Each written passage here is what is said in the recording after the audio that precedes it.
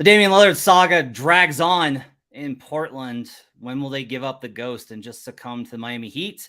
Plus, is James Harden going to get traded, or are the Sixers really willing to sit through the pain of a trade request with no resolution? And we'll give out some free agency winners and losers. All that and more on Locked On NBA. You are Locked On NBA, your daily NBA podcast. Part of the Locked On Podcast Network, your team every day. Welcome to Locked On NBA, your daily source for all things NBA from the Locked On Podcast Network, your team every day. Thanks for joining us and making this your first listen. We appreciate you being an everydayer on this channel and all others that you choose. We appreciate you guys being with us and making us a part of your day, your week, and your holiday, as we're recording this on Monday, the day before the 4th of July. Happy 4th of July if you choose to celebrate. My name is Matt Moore. I'm the senior NBA writer for the Action Network and co-host over at Locked On Nuggets. His name is David Ramil, co-host of Locked On Heat. David, how's your 4th of July extra long weekend going? Busy. a lot to prepare for. Obviously, a lot of Dame Lillard talk. I'm sure we'll get into a little bit of that in the next segment. But yeah, it's been fun. It's always looking forward to more fun in Las Vegas as well, as we're both going to be there for Summer League and seeing all the young players of the NBA get ready for the start of their careers.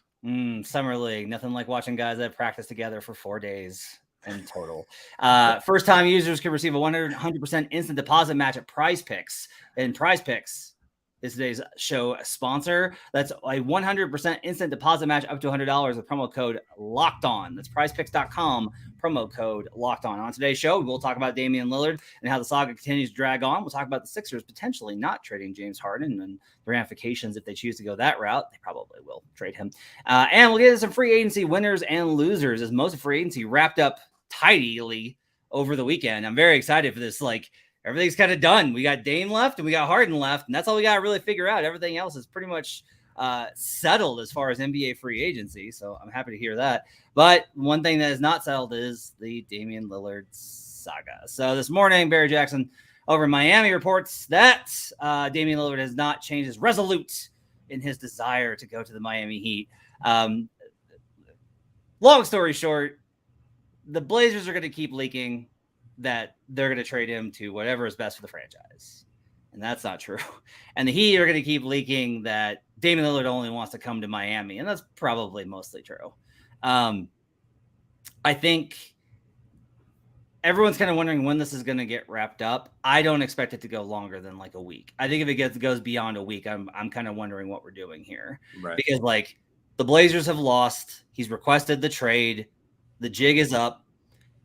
If you can convince him to take an offer from Boston, Minnesota, Philadelphia, or Brooklyn, by all means do so. If you want to call him up and try and talk him into it, but Dame is not being he is being anything but a lack of transparency as far as what's his decided wish is for this. He's been very transparent about what it is that he wants here. So I don't expect it to go much further than a week here, David. What do you think?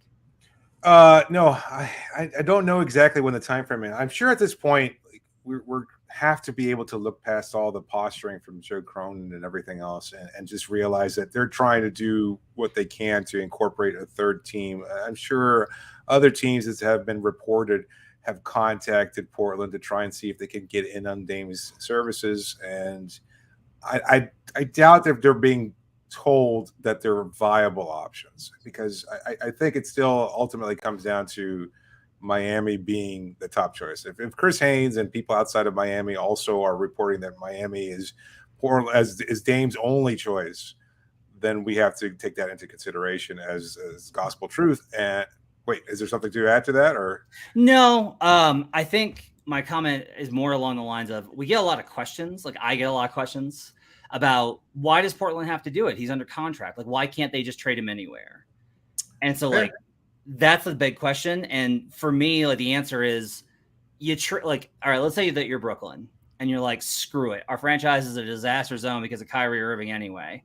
So screw it. We're going to send Spencer Dinwiddie and all of our young guys. That's not Cam Johnson or Mikal Bridges. We're going to send everything else, maybe Nick Claxton, Maybe we're going to sign a trade for Cam Johnson. That wouldn't be a bad return. And you send the draft picks that they've got, which I think are better and more numerous than Miami's, and you get a better return on it.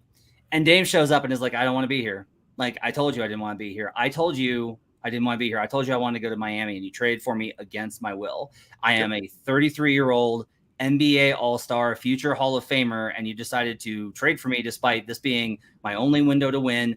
I've made it clear I want to go to Miami. How does that go in the locker room? Does Dame really buy in? Does he really commit? Now, I do think that there might actually be a value in taking a shot on it. This is essentially the Masai gambit, is you basically say, Kawhi didn't want to go to Toronto, but he played well, and they won. And so if you're a team that's trying to shoot the moon and maybe make a 1-year run, then you do it. But if you're Brooklyn, you're so far away from a title. What does that give you? After a year, you probably have to move him again anyway because he's so unhappy. And so you just wind up back in the same position Brooklyn is. Yeah, no doubt. We saw this play out with Brooklyn and James Harden. He was traded there, and he was like, yeah, you know what? This didn't really work out for me. It's like, okay. And with Kawhi, I don't think he had a list of 29 other teams that he would have been open to playing for, really. Not San Antonio was it basically what it came down to. Maybe he had some preferences, obviously, in Los Angeles, but outside of that, I think, I don't think he was as upset about the idea of being traded to Toronto as Dame would be about being traded to anywhere but Miami.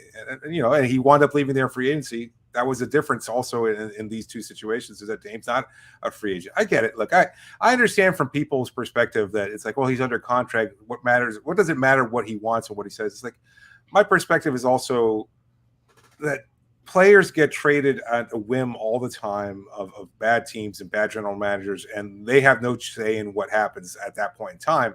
So when the few times when we see superstars that have added so much value to the league in general and to your specific franchise in Portland, if they make a specific request, it's not a bad deal for you to honor it. And look, you're going to get a good return. It's never going to be of equal value to the player that Damian Lillard is. Even one who's at 36 going to be getting paid $60 million a year. So I don't really feel like you suffer that much from making Dame happy. And in fact, you probably do yourself more goodwill by doing that, especially around the league. And I think it's also overstated that free agents are going to be overlooking Portland now because of if they do Dame dirty or anything like that. I don't think that's necessarily the case, because it wasn't like they were flocking to Portland anyway. Exactly. But there is a sense of wow, that kind of sucks. If you're going to take your franchise player and treat him that way, I don't necessarily like that, the way that he was treated. Anyway, that's okay. So, you disagree, and that's absolutely fine. I just think that a player should have the ability to say, regardless of their contract, look, I signed up to be part of a contender. Yes, I signed up for a whole hell of a lot of money. He's a superstar. That's what superstar players do. And they should get paid as much money as they possibly can get out of any franchise, because I'm not a billionaire, but 30 of them are, and they let them suck them dry, bro. Take every penny you possibly can out of them. I don't care. That being said, I think that a player who has done as much and shown that loyalty and shown what he has to help guide so many different iterations of that team, and says, look, I just want to compete. You're going to hold me to a standard of being a title winner, and you've never been able to build a title winner around me. Then just do me the solid of being able to trade me to a team that seems ready-made to be a title contender. That's a team that was just in the NBA Finals that could have certainly used a little bit more offensive punch against the Denver Nuggets. Maybe they're not the favorite right away, but it certainly helps, I think, to get a player of Dame Lillard's caliber. I don't know. What is it? It just feels like it's so much public posturing on Cronin's part to say, no, we're going to take the best deal available. Well, he's battling against what is a massive Miami media machine pushing the other way. I don't blame Cronin, because every single report, it's just Miami. Oh, no, nobody.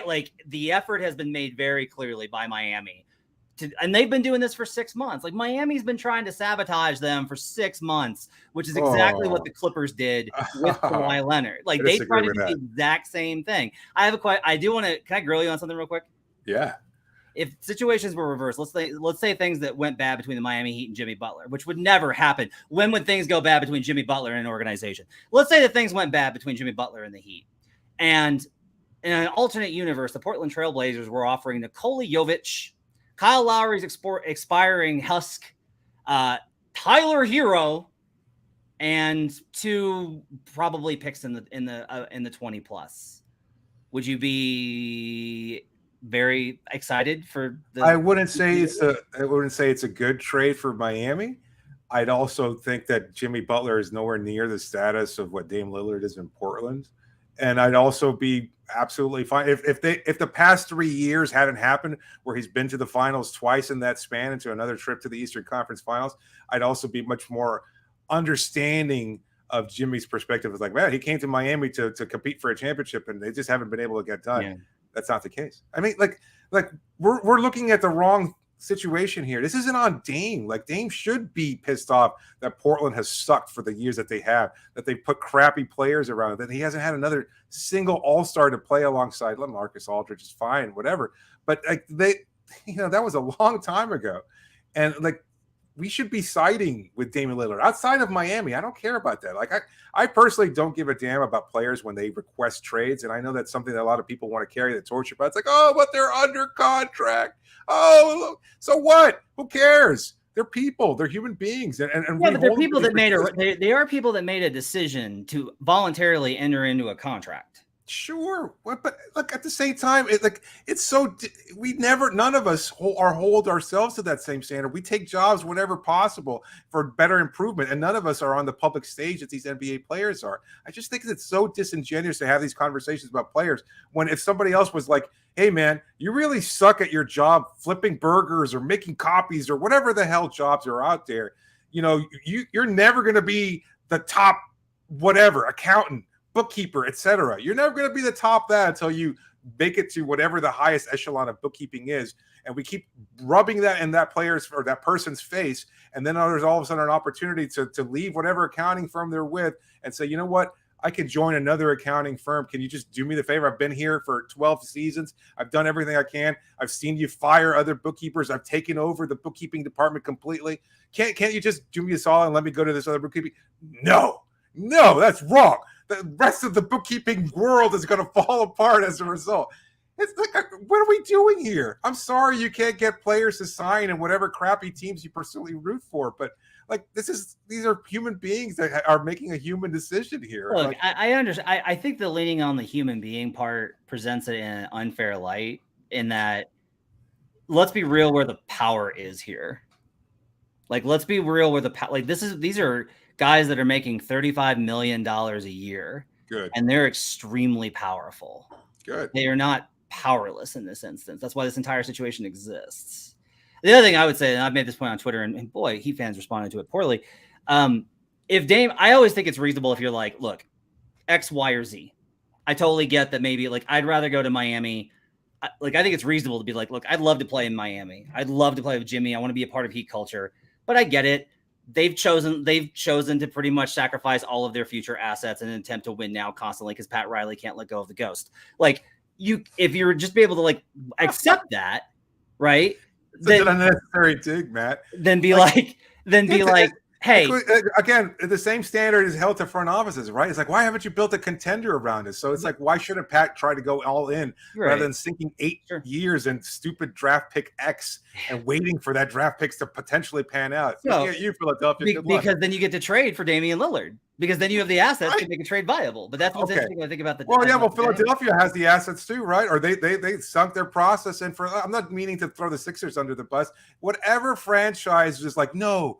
Let's wait a decade to see if this guy pans out to be as good as Jimmy Butler or Bam Adebayo. Look, when Miami has drafted, they've drafted well. Hero's a damn good player, whether you think so or not. I'm talking to the audience, not just you. Bam Adebayo is an all-star, top 25 level player. Yes, that's true. Hero, you got to let go, man. Like, I know there is a good player. Like, what's the knock on Hero? There are specific Heat people that if I was like, do you really want him to come back during this playoff run with how you're playing? I and they were like, no. I said that too.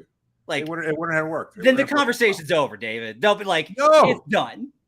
Okay. Well, guess what? Portland's not going to the finals anytime soon. Neither is Brooklyn. So if they take on a player like Hero, they're not torpedoing anything. They're not submarining any opportunity for them to go deeper into the playoffs. Maybe that's the best thing is a hero can make sure that they get a number 1 pick next year. We're late. We gotta go to the next segment. Let's go to the next segment. We'll talk about James Harden and the difference that Daryl Morey may be taking with James Harden rather than the Blazers. We'll talk about that on the other side. Next on Locked On NBA. But first, I need to tell you about PrizePicks. PrizePicks is daily fantasy made easy.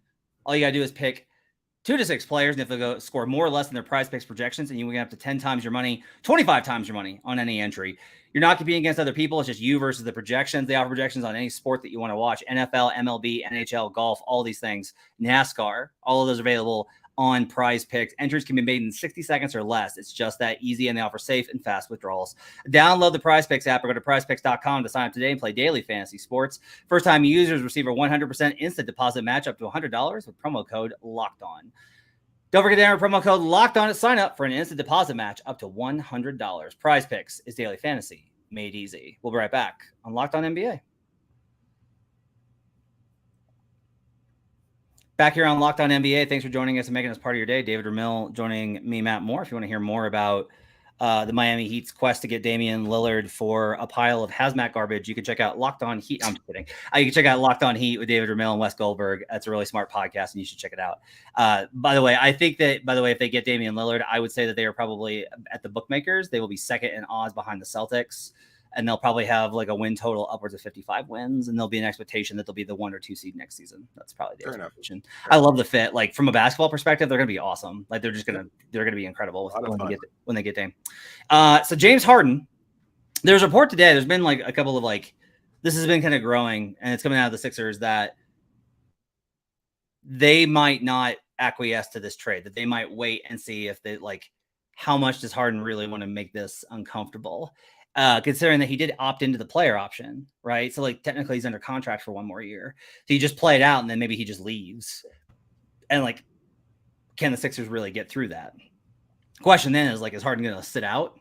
Is he going to take the fine? We're basically seeing a repeat. This is what's both hilarious and really weird is we're going to see a repeat of the Ben Simmons situation theoretically, where it's do you fine him? Do you just excuse him from basketball activities? Do you just is Daryl Morey really going to fine James Harden after all the relationship and how long they've been together? Is that really going to wind up being a thing for this long a period of time? But the counter argument to all this is that Morey did sit through all of that pain with Simmons. He just sat through it and was eventually I will get a return that I want.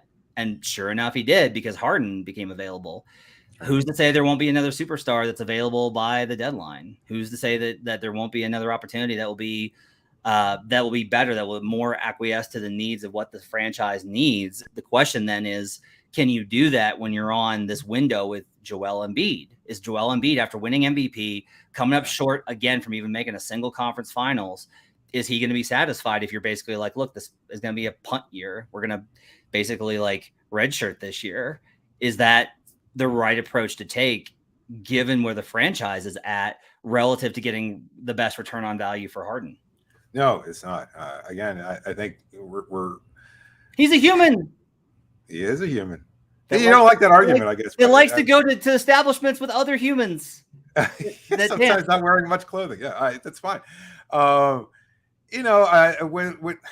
don't even know what Harden's motivations are, and that's where it's just money, right? And so it's a lot less clear and a lot less easy to root for or to empathize with. But either way, his rationale is his, and his reasonings are his, and he's not happy until he gets as much money as possible. And that's what he entered the league for. From Morey's perspective, again, you want to continue. You've got a superstar already on the roster that you want to placate and make good on. So I don't think that you can let this drag on any further. This isn't about, emptying the cupboard completely as a la Portland. This is about saying, you know what, we still have Joel Embiid here, and that's our centerpiece. And we have Tyrese Maxey. We have Tobias Harris. We have other parts and players around available that can continue to make this a competitive franchise. Yes, are we more competitive with James Harden? That's fine. So I think it behooves Philadelphia and that front office to treat the players already there that have a championship window that's closing. albeit shortly if they wind up trading James Harden, and seeing what you can potentially get out of a Harden deal. I don't think they don't have the luxury of time and saying, we're going to enter into a full rebuilding mode the way Portland has. And so that's just my perspective is that, Harden wants out. They can't get their long-term deal done. I don't know what options are there. Have we got a list of teams that are able to take on James Harden and can pay him what he wants? Is it the Clippers? I think it's basically the Clippers and the Knicks. That's pretty much the list. Like there was talk. I could say that there was a lot of talk right when that decision came down from Harden. Mm-hmm. There was a lot of talk about a potential 3-way deal that would have seen Paul George go to the Knicks and then assets go to the Sixers and Harden goes to Philly. But that deal, I think, fell apart is the read I have on it, is like it cooled pretty quickly. I think they batted that around and it had some momentum and then it dropped off. I think the Knicks would be interested, and the Knicks are basically like, look, we have the contract in Julius Randle. Okay. He's not an all-star, but this is like a player he's at least not how can I put this? He's not Tyler Hero. So like you can throw that in there and put him that. Just kidding, dude. So you can put him in like Julius Randle. I think he's at least a guy that I think impacts production, if not impact. Right? Like there's all these problems with him. I think he's a rough playoff player, but at least it's a big contract for a guy that's going to get you buckets and rebounds, and maybe you're able to use that in like some sort of mechanism or reroute him to do something. But I don't think that's what the Sixers are looking for. I don't think the Sixers are looking for an intermediary deal where you take on assets for Harden and then try and swap those later for the star to go with Embiid. You want to do the deal all once and have yourself set and have Joel be happy and go in next year and try and win a championship. And I just don't know. Like, I literally just do not know what superstar is on that market if Dame doesn't want to go to Philly, which I have heard that is a thing, is that Dame's not interested in going to Philadelphia. So if Dame doesn't want to go to Philly, I don't know what you do. Now, I will say, like, that's an interesting component here. That's like, if you told me any GM in the league was going to make a move like that, my number one guy would be Masai Ujiri. My number two would be Daryl Morey. He'll be like, well, I'm screwed anyway. So I'm going to figure out a 3-way deal with Portland to get Dame. And then we'll run it. And then if Dame's still miserable and wants out, I'll deal with that later. And that's like the only kind of scenario I can see, because otherwise I just don't know that anybody's going to have a return package for Harden that's going to be anywhere near his value, even with how many question marks people have for him. Yeah, no, that's all fair. I don't know. It's such a weird situation there. And it's much more murky than the Portland scenario. From Philadelphia's perspective, I don't know if just letting it sit out and waiting is the best course, right? I mean, I can't imagine this is the case either. Like, do you get Embiid's blessing to be like, listen, this is our strategy, this is what we think we could do, and does Embiid sign off on that, given what he's already had to wait for over the last couple of years, and just the whole long, lengthy process of the process, and then finally acquiring him and dealing with Ben Simmons and everything else? Like, will he buy into the possibility of, like, look, we're going to take our chances, we're going to let him sit here for 6 months, 7 months, and then see what we can figure out the trade deadline? Like, I don't see any world where that would be something that Embiid accepts. And then I wonder whether or not there's also the possibility. This is why I think there's also the best interest for Morey in that front office is to consider trading him as soon as possible. Is like, when is the Joel Embiid trade request going to come in? And I mean, why wouldn't that come in at some point soon? Like, he has to be able to read the writing on the wall, and maybe he requests a trade to Miami too in exchange for Bam Adebayo. I could see that he wants to reunite with his old friend Jimmy Butler and play with Dame Lillard in Miami. That makes a lot of sense. It's a gateway to another championship there to add to his existing MVP trophy. Yeah, there's a lot of question marks. There's just like a lot of question marks about what's going to happen.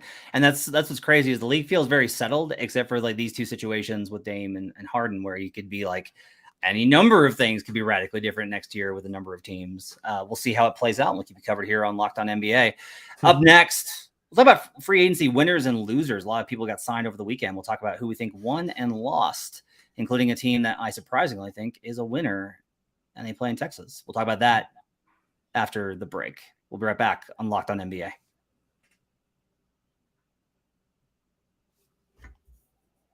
Back here on Locked On NBA. Thanks for joining us, making us part of your day. Matt Moore alongside David Ramil. Appreciate you guys being with us on a holiday. Hope you guys are be safe. No fireworks around the faces or fingers. Be careful.